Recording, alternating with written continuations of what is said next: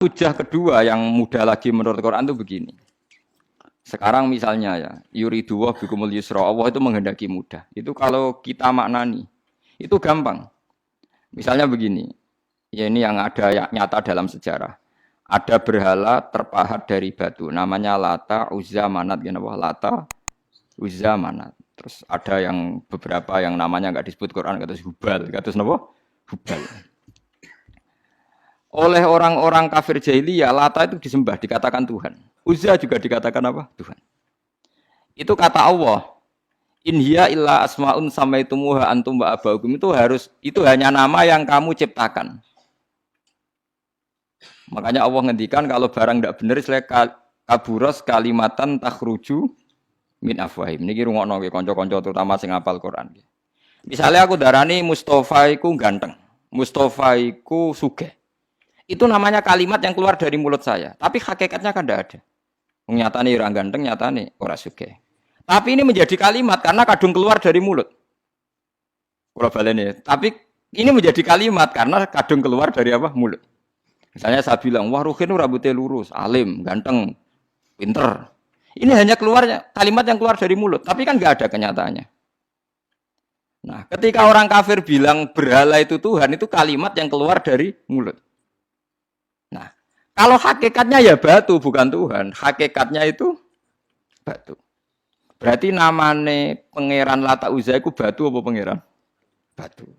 Nah, makanya kalau Allah mengkritik orang kafir, misalnya Allah dikatakan punya anak, Yesus itu Tuhan.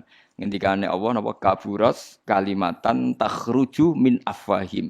Sungguh kalimat itu satu kalimat yang salah, tapi yang kadung keluar dari mulut mereka. Jadi nomor dua, ada kalimat yang memang benar. Seperti saya mengatakan 1 ditambah 1 2, 2 tambah 2 4. Nah itu baru hak karena nyata. Dikatakan apa enggak dikatakan ya tetap 2 ditambah 2 4. Sama dengan la ilaha illallah.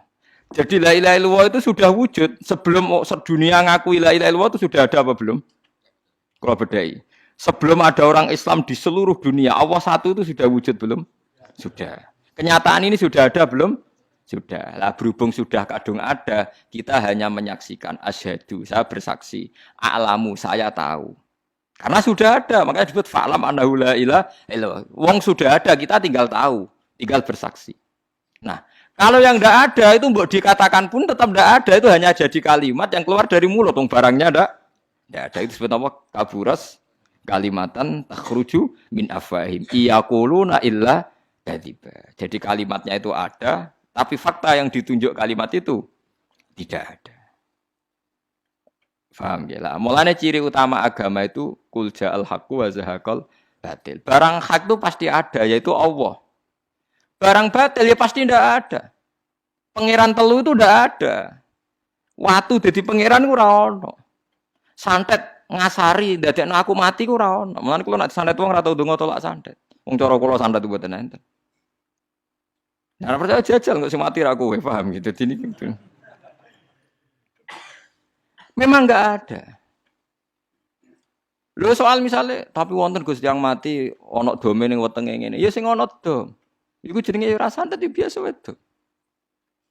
Lah nek mati kena santet itu biasa kepelitis truk ya mati. Kena virus. Cara kula dipanteni santet itu malah lambat, kadang 3 dina lagi mati. Cas pleng truk. Cas pleng meneh pesawat. Jadi niku sing paling angel ning gone bab tauhid. Sebenarnya tauhid itu gampang, mboten jelimet. Makanya Allah melatih kita yuridullah bikumul yusra. Andekan manusia seluruh dunia dipoling untuk melihat Lata dan Uzza. Itu apa?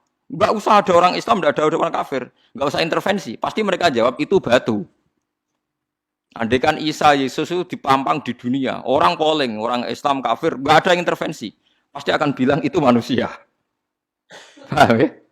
Tapi lewat rekayasa dicitrakan itu Tuhan. Lata Uzza dicitrakan itu Tuhan. Nah, itu disebut wa makaru wa makarawa. Jadi dimakru. Dia didesain sedemikian rupa. Misalnya di Yunani itu orang kalau bilang Tuhan itu akal, makanya bilang logos. Log itu logos. Tuhan itu arot. Niki rungokno aja sampai salah. Nah, salah kafir teman. Tuhan itu arot, Tuhan itu sifat. Jadi Tuhan itu tidak ada zatnya. Kemudian logos ini nempel di Yesus, kata orang Kristen. Sehingga logos. Logika akal. Makanya kalau orang filsafat darani Tuhan itu akal satu, akal dua, akal tiga, akal. Makanya disebut logi, ideologi, log. Nah, pertanyaannya kemudian saat Allah itu arot, Allah itu log, kemudian belum ada tempatnya Allah bergentayangan di mana? Sebelum Yesus ada terus lalu Allah bersemayam di mana? Terus ada orang Majusi bersemayam di api. Nanti yang orang kafir jahiliyah bersemayam di arca-arca itu. Yang orang kuno Majusi di mana, di gunung apa? Mungkin orang Sugihan di Gunung Kawi macam-macam itu terus. Wah, itu kan terus jadi repot. Repotnya adalah kalau sifat itu harus nempel di dat. Dan datnya mana enggak jelas. Itu satu. Nomor dua, sifat itu sama mausuf itu mesti dulu mausufnya. Nah, makanya kata ahli ilmu kalam, jangan pernah kamu mengatakan Tuhan itu sifat. Kalau Tuhan sifat nanti butuh nempel napa? Enggak. Makanya terus kita diajari walillahil asmaul husna. Allah itu zat. Kemudian pada zat ini ada asmaul husna. Jadi mulai dulu Allah itu al-qayyum, zat yang berdiri sendiri. Nah, ini pentingnya ngaji. Ana wong alim-alim mesti wali. Ana wong alim ra wali, goblok-gobloke wong alim. Mergo seneng dhuwit. Kudune wong alim iku wali. Nah, Imam Syafi'i ketika disebut no wali si A, wali si B. Nah aku ra wali ning dunya ora ono wali. Jadi idza lam takunil ulama auliya alillah fama ala wajil ardi min waliyin. Nah, ulama wis gak wali ning dunya wis ora ono napa wali. Karena hanya ulama yang bisa menjelaskan kenapa harus ada tauhid. Nah, ulama ngerti logikane. Fa'lam annahu la ilaha illallah. Kamu tahu. Bisa diketahui itu karena barangnya sudah hak, sudah wujud. Kalau barangnya belum wujud kan tidak bisa diketahui. Misalnya begini. Berhala Lata Uzza itu yang bisa diketahui satu, bahwa itu batu. Karena batu itu wujud. Ya, batunya itu wujud. Tapi sifat ketuhanannya Lata Uzza tidak wujud. Makanya nggak bisa diketahui. Wong nggak wujud. Agar barang ra wujud kan nggak bisa nopo diketahui. Yang bisa diketahui hanya barang wujud. Makanya fa'lam annahu la ilaha illallah. Harus tahu.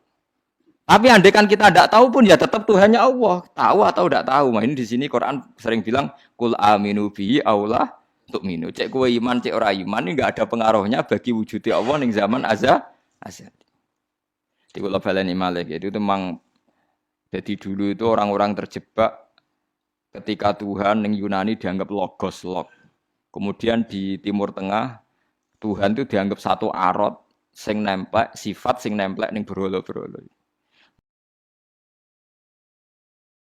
Engko ning gone daerah Majusi ning wasani sing nemplek ning napa geni macam-macam. Mon niku walhasil akhirnya semuanya itu kalah dengan tauhid sing digawa Kanjeng Nabi Muhammad sallallahu alaihi wasallam. Bahkan sekarang tiang Nasrani pun itu tidak pede dengan teori trinitasnya.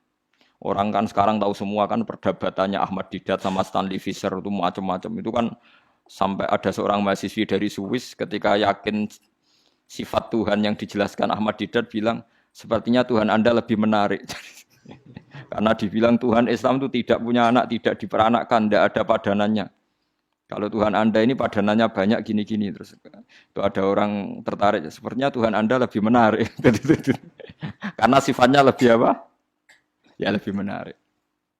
Terus tadi maknanya walat itu kalau menurut ilmu kalam itu dua. Walat itu anak fisik, anak gen.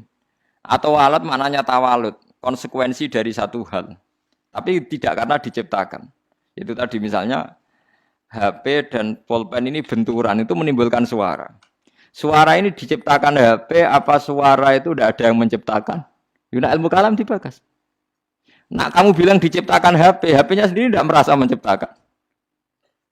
Batu sama batu benturan, terus ada suara. Kamu bilang diciptakan siapa? Diciptakan batu. Batunya takoi. Kamu yang menciptakan suara itu. Enggak, saya tidak punya akal loh. Paham? Nah, lalu yang menciptakan suara itu siapa? Suara itu udah ada. Yang ada itu kamu dengar suara. Soalnya kupingem darani ngono iku suara.